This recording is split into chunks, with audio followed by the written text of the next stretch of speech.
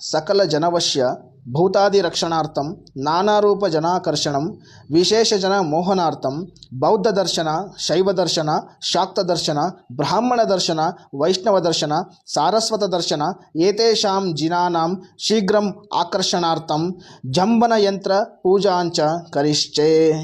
ನಮಸ್ತೆ ವೀಕ್ಷಕರೇ, ನಾನು ಇವತ್ತಿನ ದಿನ ಯಂತ್ರ ಮಂತ್ರ ತಂತ್ರಗಳ ಒಂದು ಭಾಗವಾಗಿರತಕ್ಕಂಥ ಜಂಬನ ಯಂತ್ರದ ವಿಶೇಷದ ಬಗ್ಗೆ ನಾನು ನಿಮಗೆ ತಿಳಿಸ್ತಾ ಇದ್ದೀನಿ. ಈ ಜಂಬನ ಯಂತ್ರದ ವಿಶೇಷತೆ ಏನಪ್ಪ ಅಂತ ಹೇಳಿದರೆ, ಯಾವುದೇ ಒಬ್ಬ ವ್ಯಕ್ತಿ ನಿಮ್ಮ ಮಾತನ್ನು ನೆಗ್ಲೆಕ್ಟ್ ಮಾಡ್ತಾ ಇದ್ದರೆ, ಅಥವಾ ಯಾವುದೇ ವ್ಯಕ್ತಿ ನಿಮ್ಮನ್ನು ವಿರೋಧ ಮಾಡ್ತಾ ಇದ್ದರೆ, ಅಥವಾ ನಿಮ್ಮ ಅಭಿಪ್ರಾಯಗಳನ್ನು ವಿರೋಧ ಮಾಡ್ತಾ ಇದ್ದರೆ, ಪೂರ್ಣ ಪ್ರಮಾಣದಲ್ಲಿ ಆ ವ್ಯಕ್ತಿ ನಿಮ್ಮ ವಶ ಆಗೋದಕ್ಕೆ ಏನು ಮಾಡಬೇಕು? ಆ ಒಬ್ಬ ವ್ಯಕ್ತಿಯಿಂದ ನಿಮ್ಮ ಎಲ್ಲ ಕಾರ್ಯಗಳು ಕೂಡ ಸ್ಟ್ರಕ್ ಆಗಿರ್ತವೆ. ಆ ಒಬ್ಬ ವ್ಯಕ್ತಿ ನಿಮ್ಮನ್ನು ಸಂಪೂರ್ಣವಾಗಿ ಮುಂದುವರಿಲಿಕ್ಕೆ ಬಿಡೋದಿಲ್ಲ. ಅಂಥ ಸಂದರ್ಭದಲ್ಲಿ ಏನು ಮಾಡಬೇಕು ಅಂತಕ್ಕಂಥ ಒಂದು ದಿಕ್ಕು ತೋಚದೆ ನೀವು ಕುಳಿತಿರ್ತಕ್ಕಂಥ ಸಂದರ್ಭದಲ್ಲಿ ಈ ಒಂದು ಪ್ರಯೋಗವನ್ನು ಮಾಡಬೇಕಾಗತ್ತೆ. ಅನಾವಶ್ಯಕವಾಗಿ ಈ ಪ್ರಯೋಗವನ್ನು ಯಾರು ಬೇಕೋ ಅವ್ರ ಮೇಲೆ ಮಾಡೋ ಹಾಗಿಲ್ಲ.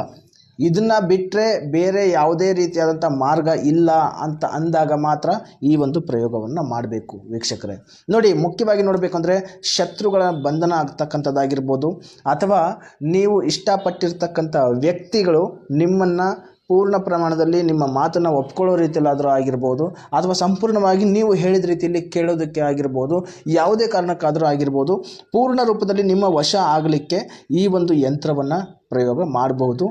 ಮತ್ತು ಇದು ಯಾವುದೋ ಸಣ್ಣ ಪುಟ್ಟ ಯಂತ್ರ ಅಲ್ಲ ವೀಕ್ಷಕರೇ, ಇದು ರಾಜ ಮಹಾರಾಜರ ಕಾಲದಿಂದನೂ ಕೂಡ ನಡ್ಕೊಂಡು ಬಂದಿರತಕ್ಕಂಥ ಒಂದು ಪುರಾತನ ಪದ್ಧತಿಯ ಒಂದು ಯಂತ್ರ. ಈ ಯಂತ್ರವನ್ನು ಯಾವುದ್ಯಾವುದೋ ಹಳೆ ಮೇಲೆ ಬರೆದ್ರೆ ಆಗೋದಿಲ್ಲ. ಇದನ್ನು ಕೇವಲ ತಾಮ್ರದ ತಗಡಿನಲ್ಲಿ ಮಾತ್ರ ಬರಿಬೇಕು. ಇಲ್ಲಿ ಈ ಪೂಜೆಗೆ ಬೇಕಾಗಿರ್ತಕ್ಕಂಥ ಸಾಮಗ್ರಿಗಳು ಯಾವುದು ಅಂತ ಹೇಳಿದ್ರೆ, ಮೊದಲನೇದಾಗಿ ಕುಂಕುಮ, ಎರಡನೇದಾಗಿ ಒಂದು ತಾಮ್ರದ ಶೀಟು, ಮತ್ತು ಒಂದು ಬೆಳ್ಳಿಯ ತಾಯತ, ಮತ್ತು ರೋಸ್ ವಾಟರ್, ಸ್ವಲ್ಪ ಬಿಡಿ ಹೂವು, ಧೂಪ ಹಚ್ಚಿರಬೇಕು ಯಾವಾಗಲೂ. ನಾನಿಲ್ಲಿ ಧೂಪ ಹಚ್ಚಿದ್ದೀನಿ. ಈಗ ಆಲ್ರೆಡಿ ನಾನು ಮಂದಿರದಲ್ಲಿ ದೀಪ ಕೂಡ ಹಚ್ಚಿದ್ದೀನಿ ಮತ್ತು ಧೂಪ ಕೂಡ ಹಚ್ಚಿದ್ದೀನಿ, ಆಯಿತಾ. ಈಗ ಈ ಒಂದು ಯಂತ್ರವನ್ನು ಸಾಧನೆ ಮಾಡೋದು ಹೇಗೆ ಅಂತಕ್ಕಂಥದ್ದನ್ನು ನಾನು ನಿಮಗೆ ತಿಳಿಸ್ಕೊಡ್ತಾ ಇದ್ದೀನಿ ವೀಕ್ಷಕರೇ. ನೋಡಿ, ಮೊದಲನೇದಾಗಿ ನೀವು ಈ ಮಂತ್ರವನ್ನು, ಇದು ಸ್ವಲ್ಪ ವಿಶೇಷವಾದಂಥ ಒಂದು ಯಂತ್ರ ಆಗಿರೋದ್ರಿಂದ ಇದು ಸರ್ವಸಿದ್ಧಿ, ಅಂದರೆ ಯಾವುದೇ ರೀತಿಯಾದಂಥ ಒಂದು ಜನರನ್ನು ಕೂಡ ವಶೀಕರಣ ಮಾಡ್ಕೊಳ್ತಕ್ಕಂಥದ್ದು. ನಿಮ್ಮ ಮೇಲಾಧಿಕಾರಿ ಆಗಿರ್ಬೋದು, ನಿಮ್ಮ ಕೈ ಕೆಳಗಿನ ಕೆಲಸ ಮಾಡ್ತಕ್ಕಂಥ ಜನರನ್ನಾದರೂ ಆಗಿರ್ಬೋದು, ನಿಮ್ಮ ಮಾತು ಕೇಳದೇ ಇರತಕ್ಕಂಥ ಯಾವುದೇ ವ್ಯಕ್ತಿಯನ್ನು ಕೂಡ ಸಂಪೂರ್ಣವಾಗಿ ವಶ ಮಾಡಿಕೊಳ್ತಕ್ಕಂಥ ಬಲಿಷ್ಠವಾದಂತಹ ಯಂತ್ರ ವೀಕ್ಷಕರೇ ಇದು. ನೋಡಿ, ನಾನು ನೇರವಾಗಿ ವಿಷಯಕ್ಕೆ ಬರ್ತೀನಿ. ಈ ಯಂತ್ರವನ್ನು ಬರೆಯೋದಕ್ಕಿಂತ ಮುಂಚೆ ಇದು ತಾಮ್ರದ ತಗಡಿನ ಮೇಲೇ ಬರೀಬೇಕು. ಆದರೆ ನಾನಿಲ್ಲಿ ಯಾವುದೇ ರೀತಿಯಾದಂಥ ಪ್ರಯೋಗ ಮಾಡ್ತಾ ಇಲ್ಲ, ನಿಮಗೆ ತೋರಿಸೋದಕ್ಕೋಸ್ಕರ ಮಾತ್ರ ನಾನು ಈ ಯಂತ್ರವನ್ನು ಪೇಪರ್ ಮೇಲೆ ಬರೆದು ತೋರಿಸ್ತಾ ಇದ್ದೀನಿ. ಯಾವುದೇ ಅನಾವಶ್ಯಕವಾಗಿ ಯಾವುದೇ ಪೂಜಾ ಸಾಮಗ್ರಿಗಳನ್ನು ವ್ಯರ್ಥ ಮಾಡಬಾರ್ದು. ಆ ಉದ್ದೇಶದಿಂದ ನಾನು ತಾಮ್ರದ ತಗಡಿನ ಮೇಲೆ ಬರಿತಾ ಇಲ್ಲ, ಜಸ್ಟ್ ನಿಮ್ಗೆ ತೋರಿಸೋದಕ್ಕೋಸ್ಕರ ಒಂದು ಪೇಪರ್ ಮೇಲೆ ಬರೆದು ತೋರಿಸ್ತಾ ಇದ್ದೀನಿ. ನೋಡಿ ವೀಕ್ಷಕರೇ, ಮೊದಲನೇದಾಗಿ ಈ ಯಂತ್ರವನ್ನು ಮಾಡೋದಕ್ಕಿಂತ ಮುಂಚೆ, ಈ ಯಂತ್ರವನ್ನು ಬರೆಯೋದಕ್ಕಿಂತ ಮುಂಚೆ ನಿಮ್ಮ ಇಷ್ಟ ದೇವರನ್ನು ಮನಸ್ಸಿನಲ್ಲಿ ಪ್ರಾರ್ಥನೆ ಮಾಡಿಕೊಂಡು ಸಂಕಲ್ಪ ಮಾಡ್ಕೋಬೇಕು. ನಾನು ನನ್ನ ಇಷ್ಟ ದೇವರು ಮಾತಾ ದುರ್ಗಾದೇವಿ, ನಾನು ನನ್ನ ದೇವರನ್ನು ಮನಸ್ಸಿನಲ್ಲಿ ಪ್ರಾರ್ಥನೆ ಮಾಡಿಕೊಂಡು ನನ್ನ ಮನಸ್ಸಿನಲ್ಲಿ ಇರ್ತಕ್ಕಂಥ ಎಲ್ಲವನ್ನು ಕೂಡ ಆಸೆ ಆಕಾಂಕ್ಷೆಗಳನ್ನು ಈಡೇರಲಿ ಅಂಥೇಳಿ ಅಮ್ಮನವರ ಹತ್ರ ನಾನು ಪ್ರಾರ್ಥನೆ ಮಾಡ್ಕೊಳ್ತಾ ಇದ್ದೀನಿ. ಹಾಗೆ ನೀವು ನಿಮ್ಮ ಇಷ್ಟ ದೇವರನ್ನು ಮನಸ್ಸಿನಲ್ಲಿ ಪ್ರಾರ್ಥನೆ ಮಾಡಿಕೊಂಡು, ನಾನು ಇಷ್ಟಪಟ್ಟಂಥ ಈ ಕಾರ್ಯದಲ್ಲಿ ನನಗೆ ಯಶಸ್ಸು ಸಿಗಲಿ ಅಂಥೇಳಿ ಪ್ರಾರ್ಥನೆ ಮಾಡ್ಕೋಬೇಕು. ಯಾವ ರೀತಿ ಸಂಕಲ್ಪ ಮಾಡ್ತೀರಾ, ಯಾವ ರೀತಿ ಪ್ರಾರ್ಥನೆ ಮಾಡ್ತೀರಾ ಅಂತ ಹೇಳಿದ್ರೆ, ಈಗ ನಾನು ಹೇಳ್ತೇನೆ ಆ ರೀತಿಯಲ್ಲಿ ಹೇಳಬೇಕು. ಮಮ ಸಕಲ ಜನವಶ್ಯ ಭೂತಾದಿ ರಕ್ಷಣಾರ್ಥಂ ನಾನಾರೂಪ ಜನಾಕರ್ಷಣಂ ವಿಶೇಷ ಜನ ಮೋಹನಾರ್ಥಂ ಬೌದ್ಧ ದರ್ಶನ ಶೈವ ದರ್ಶನ ಶಾಕ್ತ ದರ್ಶನ ಬ್ರಾಹ್ಮಣ ದರ್ಶನ ವೈಷ್ಣವ ದರ್ಶನ ಸಾರಸ್ವತ ದರ್ಶನ ಏತೇಷಾಂ ಜಿನಾನಾಂ ಶೀಘ್ರಂ ಆಕರ್ಷಣಾರ್ಥಂ ಜಂಬನ ಯಂತ್ರ ಪೂಜಾಂಚ ಕರಿಷ್ಯೆ ಅಂತ ಹೇಳಿ ಈ ರೀತಿಯಲ್ಲಿ ಮೊದಲು ಸಂಕಲ್ಪ ಮಾಡಿಕೊಂಡು ಆಮೇಲೆ ಯಂತ್ರವನ್ನು ಬರೀಲಿಕ್ಕೆ ಸ್ಟಾರ್ಟ್ ಮಾಡಬೇಕು. ನೋಡಿ ವೀಕ್ಷಕರೇ, ಈ ಯಂತ್ರವನ್ನು ಬರೆಯೋರಂಥ ಒಂದು ವಿಧಾನ ಹೇಗೆ ಅಂತ ನಾನು ನಿಮಗೆ ತಿಳಿಸ್ಕೊಡ್ತೀನಿ. ಈ ರೀತಿಯಾಗಿ ಮೊದಲನೇದಾಗಿ ಯಂತ್ರವನ್ನು ಬರೆಯೋದಕ್ಕಿಂತ ಮುಂಚೆ ಈ ರೀತಿಯಾಗಿ ಮಾರ್ಕ್ ಮಾಡ್ಕೊಳ್ಳಿ.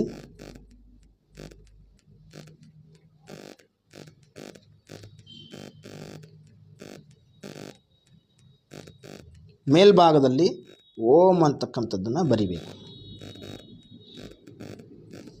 ಈ ರೀತಿಯಾಗಿ ಓಂ ಅಂತ ಬರೆದು